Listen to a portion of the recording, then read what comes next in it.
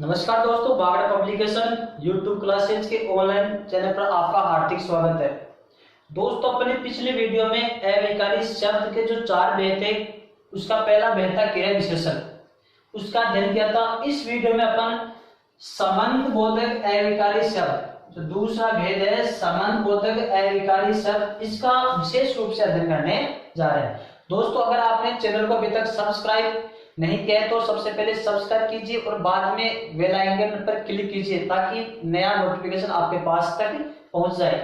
दोस्तों, अब है अपना संबंध बोधक अविकारी शब्द। संबंध बोधक अविकारी शब्द किसे कहते हैं कि वे अव्यय या अविकारी शब्द जो किसी संज्ञा या सर्वनाम का वे अविकारी शब्द जो संज्ञा या सर्वनाम का वाक्य में प्रयुक्त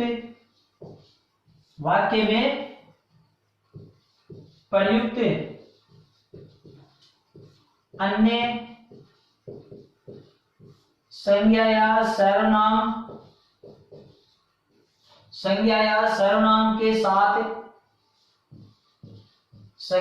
सर्वनाम के साथ संबंध का बोध कराते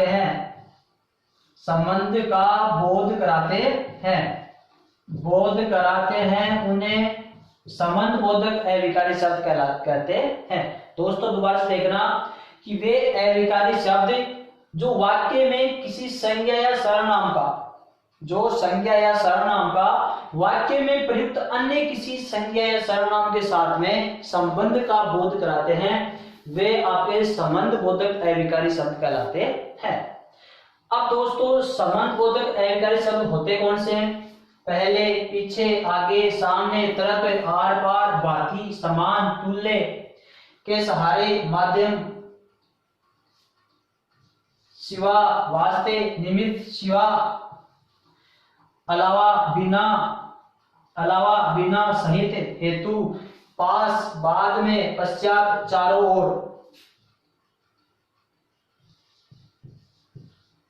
ऊपर, नीचे, भीतर,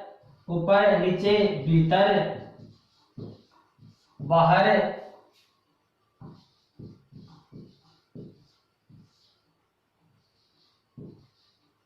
निकट, पर,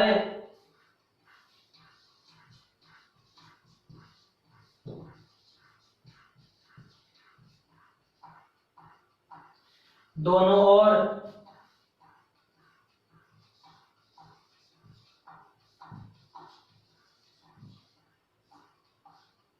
इधर उधर,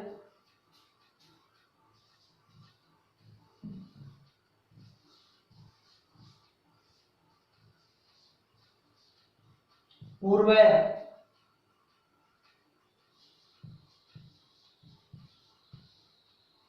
सहारे आदि ये शब्द हैं जो एक संज्ञा या सर्वनाम का वाक्य में दूसरी संज्ञा या सर्वनाम के साथ संबंध का बोध कराते हैं। अब दोस्तों, मैंने आपको पिछले वीडियो में बताया था कि अविकारी शब्द जो चार प्रकार के होते हैं। पहला है आपका क्रिया विशेषण। कौन सा दोस्तों? क्रिया विशेषण। और दूसरा है आपका संबंध बोधक।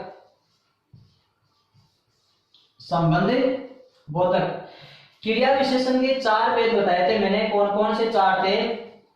एक तो था कालवाचक, दूसरा था स्थानवाचक, तीसरा था परिमाणवाचक और चौथा है रीतिवाचक। कालवाचक, स्थानवाचक, परिमाणवाचक और रीतिवाचक। इन चारों क्रिया विशेषण में जो अविकारी शब्द प्रयुक्त होते हैं, मैंने क्या कहा कि इन चारों क्रिया विशेषण में, ये क्रिया विशेषण के चार भेद हैं, तो इन चारों में जो अविकारी शब्द प्रयुक्त होते हैं वे सारे के सारे अविकारी शब्द आपके संबंधवाचक अविकारी शब्दों में भी प्रयुक्त हो जाते हैं। इनमें जो अविकारी शब्द आते हैं वही सारे आपके संबंध बोधक में प्रयुक्त होते हैं। इनमें से 80% अविकारी शब्द आपके संबंध बोधक में प्रयुक्त होते हैं। जैसे ये पहले, पीछे, आगे, सामने, ये स्थानवाचक में, तरफ, स्थानवाचक आर पार, स्थानवाचक भांति, समान, तुल्य, शिवा, ये सब आपके ऊपर नीचे ये इसी के कालवाचक और स्थानवाचक में प्रयुक्त हो जाते हैं। अब इनमें दोनों में अंतर क्या रहेगा? इन दोनों में अंतर क्या रहेगा? जैसे कब तो आप उनको क्रिया विशेषण मानोगे और कब आप उनको संबंध बोधक अविकारी शब्द मानोगे। तो दोस्तों आपको ध्यान ये रखना है, जो शब्द इनमें प्रयुक्त हो रहे हैं वही शब्द आपके संबंध बोधक में प्रयुक्त हो रहे हैं, बल्कि दोनों में अंतर ये रहेगा कि ये जो सारे अविकारी शब्द हैं, ये जो सारे अविकारी शब्द हैं, अगर कोई कालवाचक और स्थानवाचक अविकारी शब्द होगा, दोस्तों ध्यान रखना,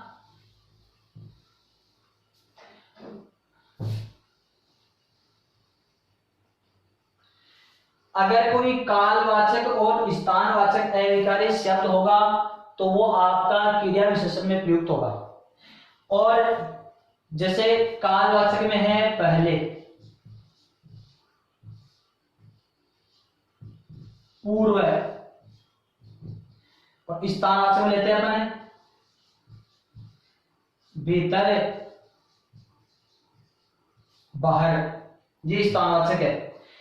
तो जो अविकारी शब्द कालवाचक और स्थानवाचक में प्रयुक्त होते हैं वही अविकारी शब्द आपके संबंध बोधक में भी प्रयुक्त हो जाते हैं, बल्कि दोनों में अंतर ये रहेगा, इसमें तो कालवाचक और स्थानवाचक अविकारी शब्द ज्यों के त्यों प्रयुक्त होते हैं और ये संबंध बोधक अविकारी शब्दों में प्रयुक्त होंगे।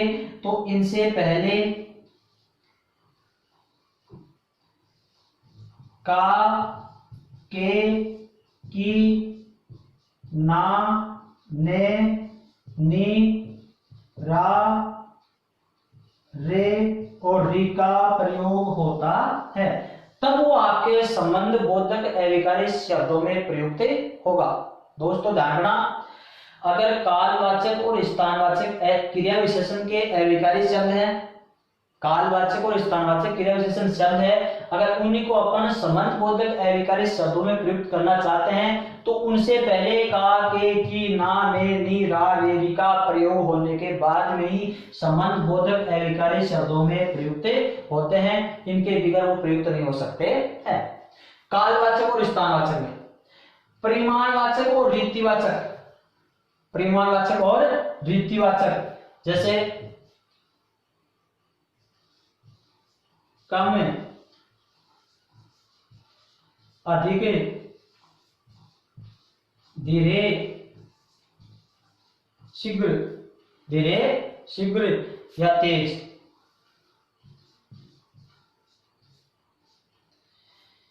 ये कम अधिक परिमाणवाचक है, धीरे तेज रीतिवाचक है।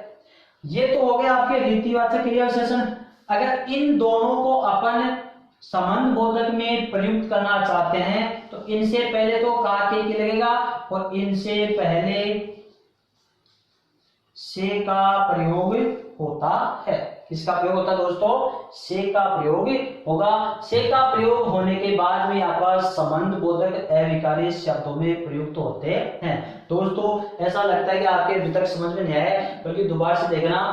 मैंने आपको बताया था कि क्रिया विशेषण में जो शब्द प्रयुक्त होते हैं वही शब्द आपके संबंध बोधक अविकारी शब्दों में प्रयुक्त होते हैं। अब क्रिया विशेषण के 4 भेद हैं, कालवाचक, स्थानवाचक, परिमाणवाचक और रीतिवाचक। अब पहले पूर्व है, ये समय का बोध करा है, ये तब भी समझ में आएगा अगर आप इससे पहले वाला वीडियो देखा है आपने तब।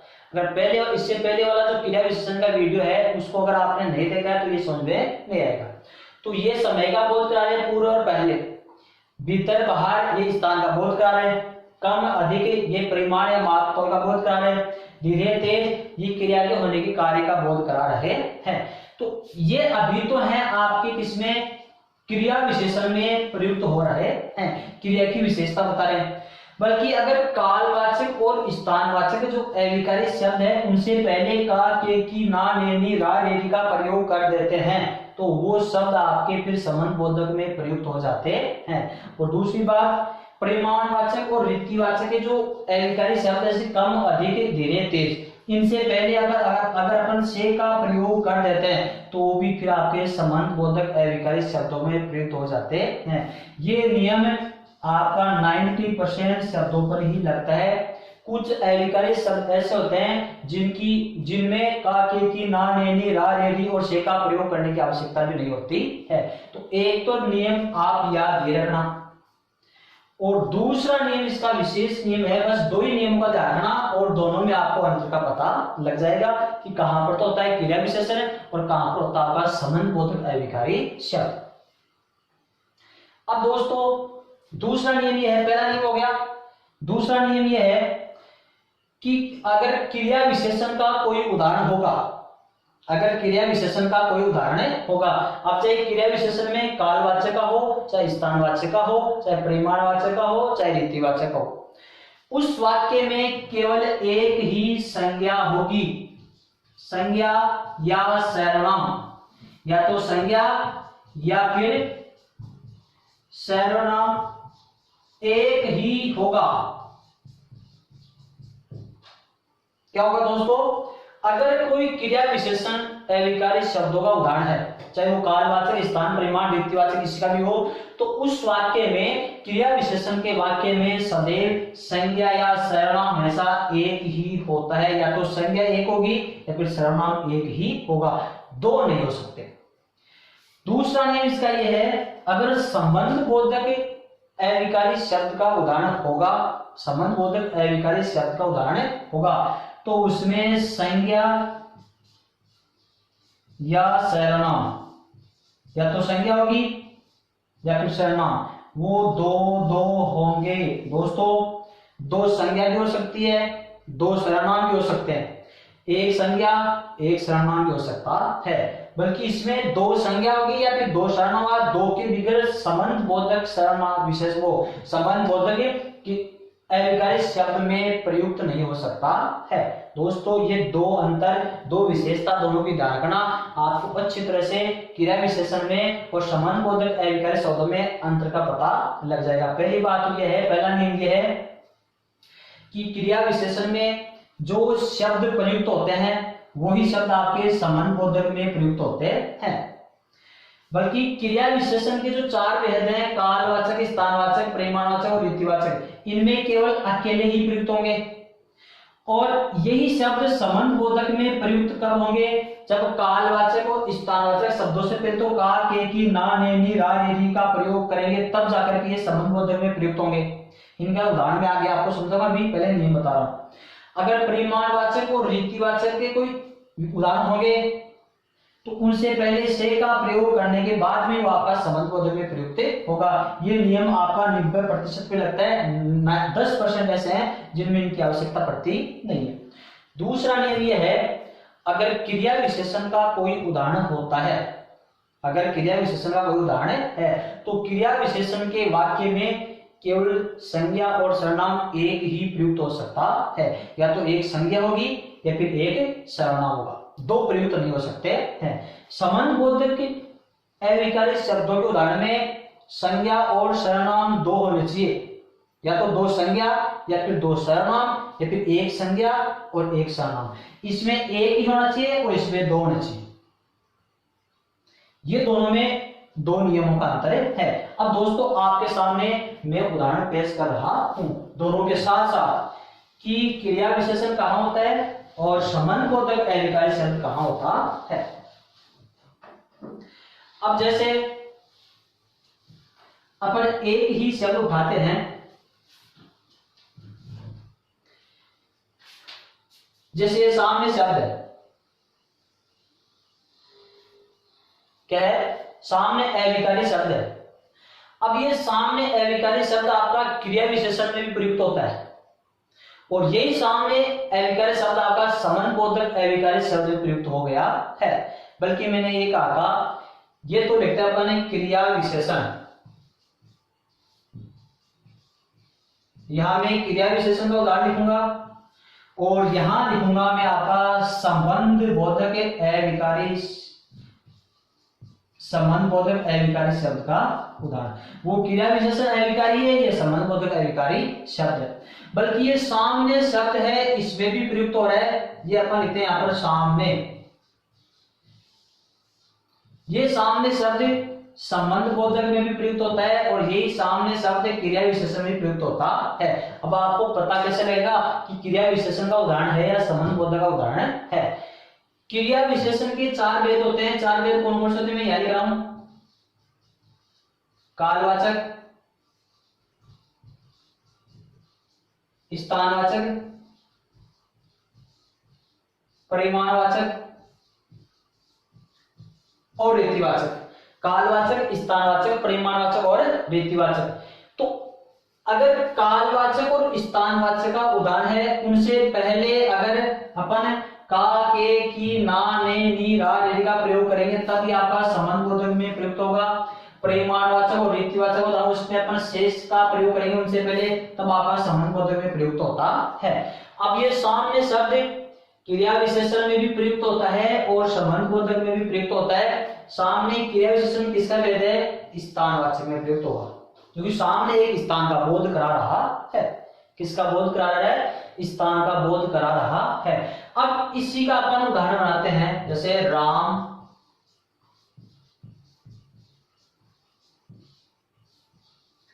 सामने खड़ा है, राम सामने खड़ा है। दूसरा उदाहरण लेते हैं अपन, राम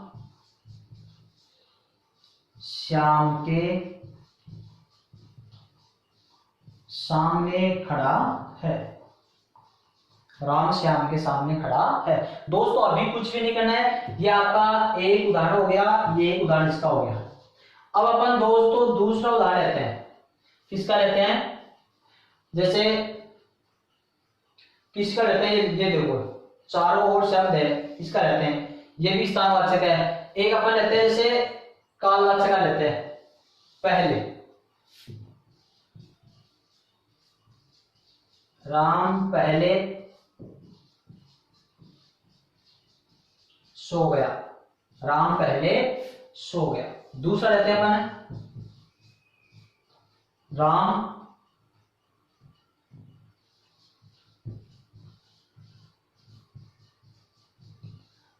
उससे, राम उससे पहले सो गया। तीसरा उदाहरण लेते हैं अपन, परिमाणवाचक का। जैसे कम ले लेते हैं अपन, यहां पर कम लिख दिया।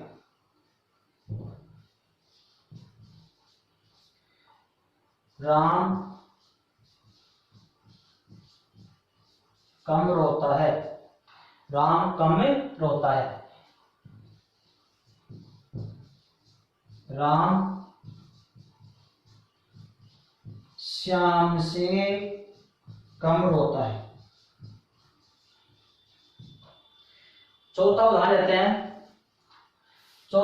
अपन, जैसे मान लो किसी का लेते हैं, तेज का लेते हैं अपन, रीतिवाचक का लेते हैं। रीतिवाचक का उदाहरण इसमें जैसे अपन लिख दिया तेज शीघ्र, ये लिख दिया अपन तेज शीघ्र ही लिख दिया, इसमें नहीं है बल्कि अपन ने अब लिख दिया।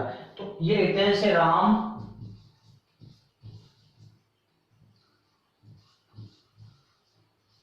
तेज चलता है, और इसका लिखते हैं राम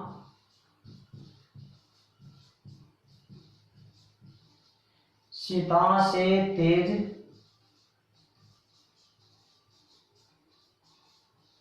चलता है। दोस्तों अब आपके सामने ये चार उदाहरण है, वो चार तो है आपके क्रिया विशेषण के उदाहरण और वही चार उदाहरण आपके संबंध बोधक अविकारी शब्दों के उदाहरण। अब दोस्तों आपको ध्यान रखने की बात यह है कि कौन से उदाहरण में आपको पहचान का पता कैसे लगेगा कि किसमें क्रिया विशेषण है और किसमें आपका संबंध बोधक अविकारी शब्द है। मैंने आपको पहले दो नियम बताए थे, वो दोनों नियम फिर से बता रहा हूं। पहला नियम ये था कि जो अविकारी शब्द क्रिया विशेषण में प्रयुक्त होते हैं वो ही अविकारी शब्द आपके संबंध बोधक अविकारी शब्दों में प्रयुक्त होते हैं। इनमें तो सिंपल रूप से प्रयुक्त होते हैं और इनमें कब प्रयुक्त होंगे, जब कोई कालवाचक और स्थानवाचक अविकारी शब्द है, कालवाचक और स्थानवाचक अविकारी शब्द है, तो उनके पहले कालवाचक और स्थानवाचक अविकारी शब्दों से पहले का, के, की, ना, ने, नी, रा, रेरी का प्रयोग कर देंगे, तब आपका संबंध बोधक अविकारी शब्दों में प्रयुक्त हो जाते हैं।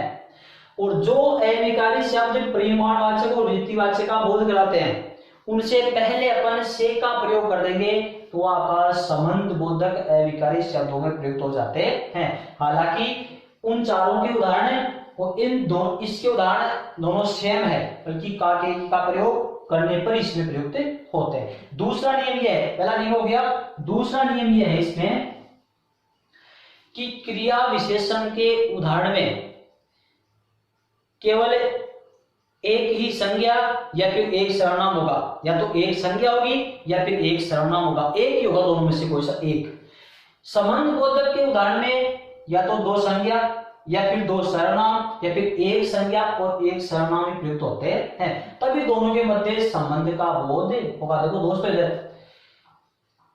वे अविकारी शब्द जो संज्ञा या सर्वनाम का, संज्ञा या सर्वनाम का तो एक हो गया, वाक्य में प्रयुक्त अन्य संज्ञा सर्वनाम के साथ संबंध का बोध कराते हैं, तो वाक्य में दो संज्ञा या फिर दो सर्वनाम या फिर एक संज्ञा एक ही सर्वनाम होती है। और क्रिया विशेषण के उदाहरण में केवल एक ही संज्ञा या फिर एक ही सर्वनाम प्रयुक्त होता है। अब चलते हैं अपन सामने, आओ, राम सामने खड़ा है, अब इसमें भी सामने शब्द है, इसमें भी सामने शब्द है, सामने स्थान का बोध करा रहा है, ये भी स्थान का बोध करा रहा है।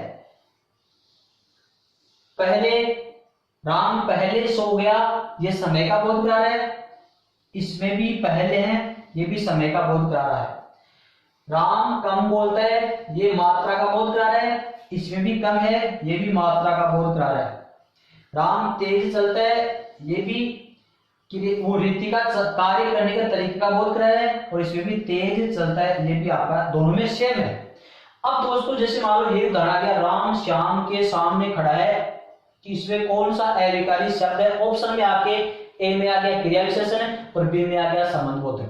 तो आपको कैसे पहचानना है, सामने उसमें भी है, सामने इसमें भी है, सामने इसमें भी है, सामने इसमें भी है। अब पहला नियम था कि अगर क्रिया विशेषण शब्द होता है तो अकेला प्रयुक्त होता है, और वही सामने क्रिया विशेषण का जो क्रिया विशेषण शब्द है संबंध बोधक में प्रयुक्त होने से पहले के का प्रयोग होगा। देखो राम श्याम के सामने, ये के का प्रयोग हो गया। कालवाचक स्थानवाचक शब्दों से पहले का, के, की, ना, ने, नी, रा, रेरी का प्रयोग होगा। परिमाणवाचक और रीतिवाचक से पहले से का प्रयोग होता है, तभी आपका संबंध बोधक में प्रयुक्त होगा। इसमें भी देखो, उसमें पहले से आगे कुछ नहीं है, इसमें पहले से आगे क्या आ गया, से, उससे, इसमें का, के, की, रा, रे, री, से का प्रयोग हो गया, तो ये हो गया आपका संबंध बोधक अविकारी शब्द। फिर है राम कम बोलता है, और इसमें देखो श्याम से कम बोलता है, ये हो गया संबंध बोधक। तेज चलता है और सीता से तेज चलता है। अब दोस्तों बात ये आती है कि क्रिया विशेषण कहते हैं किसे, जो क्रिया की विशेषता बताते हैं उसे क्रिया विशेषण कहते हैं। तो ये सामने शब्द इसमें क्रिया की विशेषता बता रहा है, ये सामने शब्द है, ये इस वाक्य में क्रिया की विशेषता बता रहा है। तो सामने खड़ा है, इसमें भी पहले सो गया, ये पहले शब्द क्रिया की विशेषता बता रहा है।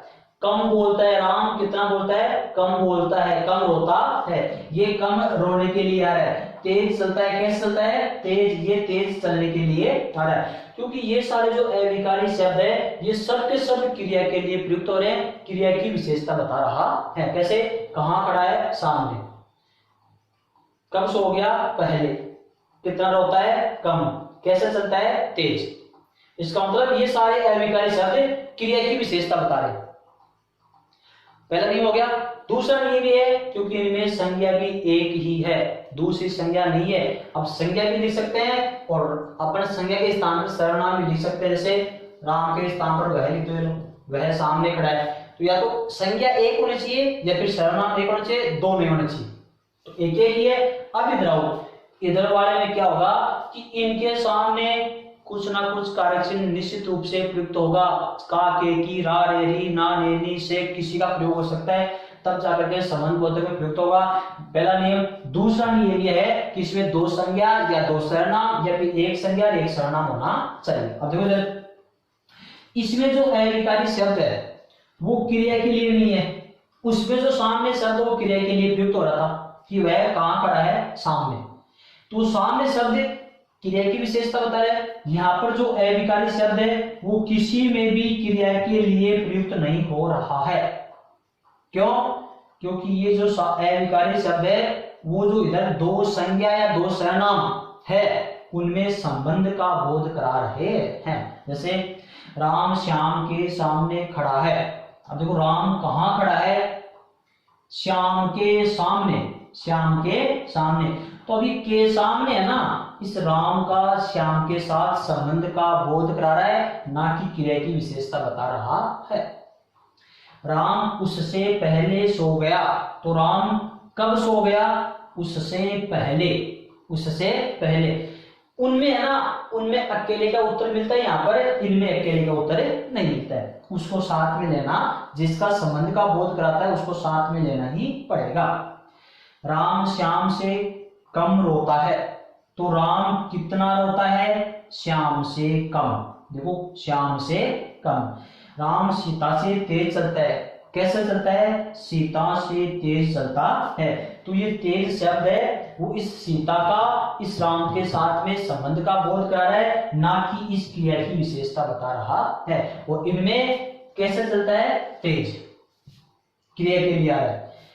तो क्रिया विशेषण में अविकारी शब्द क्रिया की विशेषता बताते हैं, संबंध बोधक में अविकारी शब्द क्रिया की विशेषता न बताकर दोनों संज्ञा में, दोनों सर्वनाम में या फिर एक संज्ञा में या एक सर्वनाम में संबंध का बोध कराते हैं। अब इसमें तो दोनों जैसे संज्ञा संज्ञा संज्ञा सर्वनाम, ये दोनों संज्ञा ये दोनों सर्वनाम, वो दोनों संज्ञा, इसके सामने जैसे ये भी कर सकते हैं,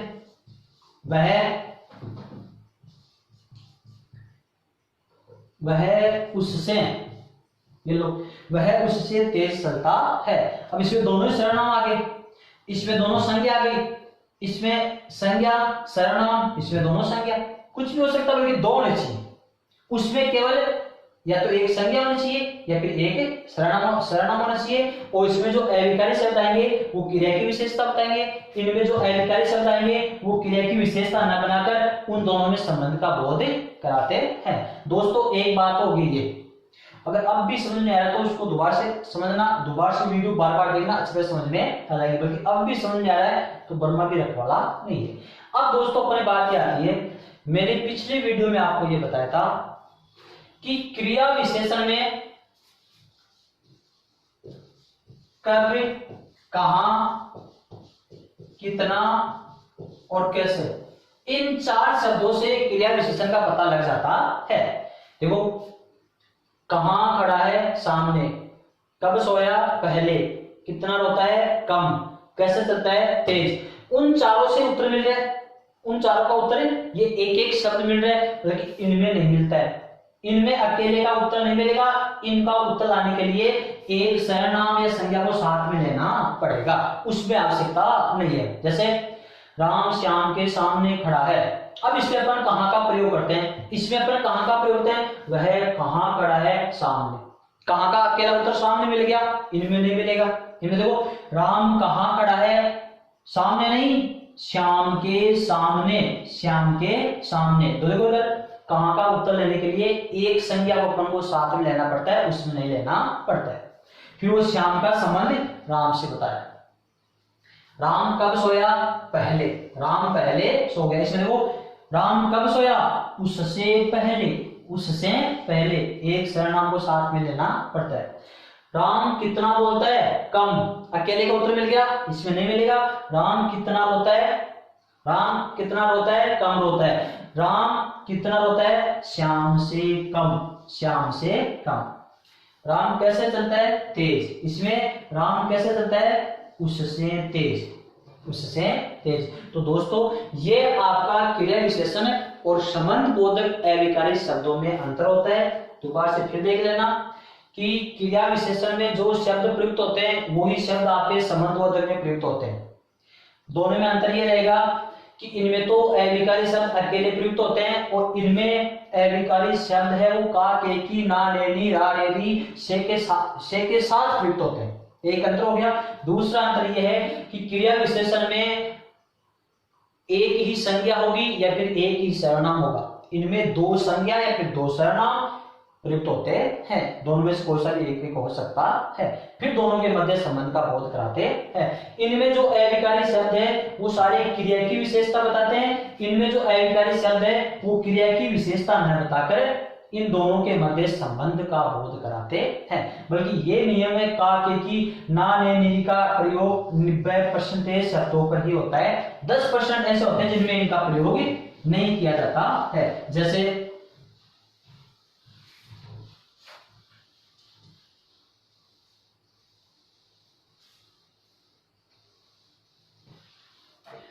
अब दोस्तों आपके सामने जो ये अविकारी शब्द हैं, यही अविकारी शब्द आपकी क्रिया विशेषण में भी थे और यही अविकारी शब्द आपके संबंध बोधक अविकारी शब्दों में प्रयुक्त हो जाते हैं। बल्कि इनके सामने का, के का प्रयोग करने से संबंध बोधक और प्रयोग हटाने से आपका क्रिया विशेषण। अब जैसे पेड़ पर चिड़िया बैठी है, पेड़ पर चिड़िया बैठी है। अब दोस्तों यहां पर ये जो पर है अविकारी शब्द है, इसके पहले कोई का, के, की, रा, रे, री, ना, ने का प्रयोग नहीं हो रहा है। बल्कि ये पर है ना वो क्रिया की विशेषता नहीं बता रहा है। अगर ये पर अविकारी शब्द क्रिया की विशेषता बताता तब तो क्रिया विशेषण होता। बल्कि ये पर है इस पेड़ में और इस चिड़िया में संबंध का बोध करा रहा है। और वैसे भी इस वाक्य में दो संज्ञा आ गई, पेड़ भी संज्ञा, चिड़िया भी संज्ञा। तो दो संज्ञा या फिर दो सर्वनाम, एक संज्ञा या फिर एक सर्वनाम केवल संबंध बोधक में ही प्रयुक्त होते हैं। क्रिया विशेषण में केवल एक ही संज्ञा होगी या फिर एक ही सर्वनाम होगा। तो दोस्तों जैसे एक केस आगे लेते हैं, मैं आपके सहारे जीवित हूं, मैं आपके सहारे जीवित हूं। अब इसमें ये सहारे शब्द रेखांकित होगा और आपसे प्रश्न पूछा जाएगा कि कौन सा अविकारी शब्द है। एबीसीडी दे दिया तो इसमें देखो सहारे आ गया कि सहारे इसमें दो संज्ञा होगी या दो सर्वनाम है या क्या है।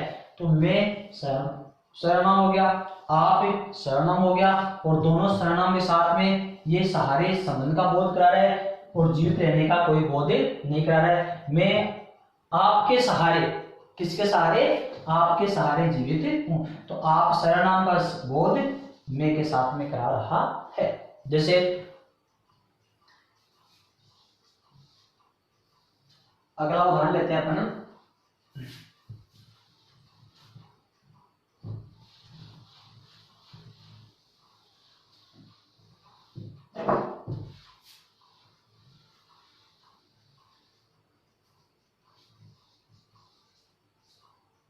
राम भीतर पढ़ रहा है, राम भीतर पढ़ रहा है। ये उदाहरण आपके सामने। एक उदाहरण तो है राम भीतर पढ़ रहा है, दूसरा उदाहरण ये है राम कमरे के भीतर पढ़ रहा है, राम कमरे के भीतर पढ़ रहा है। दोनों उदाहरण सामने आपके सामने, भीतर इसमें भी है और भीतर इसमें भी है। दोनों में अविकारी शब्द सेम है। उसमें ये क्रिया विशेषण का उदाहरण है, ये संबंध बोध का उदाहरण है। ये तो मैं आपको बता रहा हूं कि आपके एग्जाम में आ जाए तब क्या करोगे। तो ध्यान रखना, जब अविकारी शब्दों से पहले कोई कारक चिन्ह आ जाए तो संबंध बोधक, और जब वाक्य में एक ही संज्ञा या एक ही सर्वनाम हो तब तो क्रिया विशेषण है, और जब संज्ञा, दो संज्ञा या दो सर्वनाम या एक संज्ञा एक सर्वनाम आ जाए तब संबंधबोधक। तो इसमें तो एक ही संज्ञा है, इसमें दो संज्ञा आ गई, राम भी संज्ञा कमरे भी संज्ञा, तो आपका संबंधबोधक। इसमें देखो राम कहाँ पढ़ रहा है, भीतर, तो ये भीतर शब्द क्रिया की विशेषता बता रहा है। इसमें भीतर शब्द पढ़ने की विशेषता ना बताकर राम और कमरे में दोनों में संबंध का बोध करा रहा है। तो राम कहाँ पढ़ रहा है, कमरे के भीतर, तो ये भीतर कमरे के लिए आ रहा है। समझ आ गया दोस्तों। जैसे विद्यालय सामने है, विद्यालय सामने है, और दूसरा उदाहरण है विद्यालय के सामने मंदिर है, विद्यालय के सामने मंदिर है। तो देखो विद्यालय संज्ञा एक है, विद्यालय कहाँ है, सामने, विद्यालय कहाँ है, सामने, अकेले का उत्तर है, और संज्ञा भी एक है। विद्यालय के सामने क्या है, विद्यालय के सामने मंदिर है। अब दोस्तों ध्यान रखना कि विद्यालय कहाँ किसके सामने है, मंदिर के सामने, मंदिर के सामने। तो इसमें एक संज्ञा ये होगी, दूसरी संज्ञा ये होगी, तो इस संज्ञा का संबंध विद्यालय के साथ में करा रहा है, के सामने, तो ये हो गया आपका संबंध बोधक अविकारी शब्द। तो दोस्तों जैसे राम चारों ओर घूमता है, एक तो ये उदाहरण आपके सामने, राम चारों ओर घूमता है, राम चारों ओर घूमता है। एक है राम मंदिर के चारों ओर घूमता है, एक तो है राम चारों ओर घूमता है, और दूसरा उदाहरण है राम मंदिर के चारों ओर घूमता है। तो दोस्तों इसमें भी चारों ओर है और इसमें भी चारों ओर है, हो गया। क्योंकि इसमें संज्ञा एक, इसमें राम और मंदिर संज्ञा दो, इसमें चारों ओर घूमने के लिए आ रहा है। जैसे राम कहाँ घूमता है, चारों ओर, इसमें चारों ओर क्रिया के लिए आ रहा है, तो क्रिया की विशेषता बताने वाला क्रिया विशेषण है, और जो एक संज्ञा का दूसरी संज्ञा के साथ में संबंध का बोध कराने वाले संबंध बोधक है। इसमें चारों ओर घूमने के लिए न आकर के ये मंदिर का संबंध राम के साथ में करा रहा है। तो दोस्तों ये क्रिया विशेषण का उदाहरण है, ये आपका संबंध बोधक का उदाहरण है। अब भी समझ में आया तो पढ़ाई छोड़ दीजिए। अब जैसे मान लो अगला उदाहरण है, पक्षी इधर उधर उड़ रहे हैं, पक्षी इधर उधर उड़ रहे हैं। तो पक्षी कहाँ उड़ रहे हैं, इधर उधर, पक्षी एक ही संज्ञा है, और उड़ना क्रिया की विशेषता बता रहे हैं, तो ये क्रिया विशेषण है, क्रिया विशेषण है। और पक्षी मंदिर के इधर उधर उड़ रहे हैं, पक्षी मंदिर के इधर उधर उड़ रहे हैं।